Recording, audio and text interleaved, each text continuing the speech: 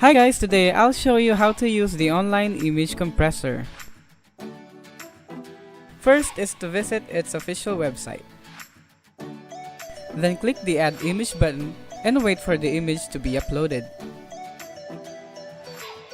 Once uploaded, choose among the compression type such as size, normal, and quality.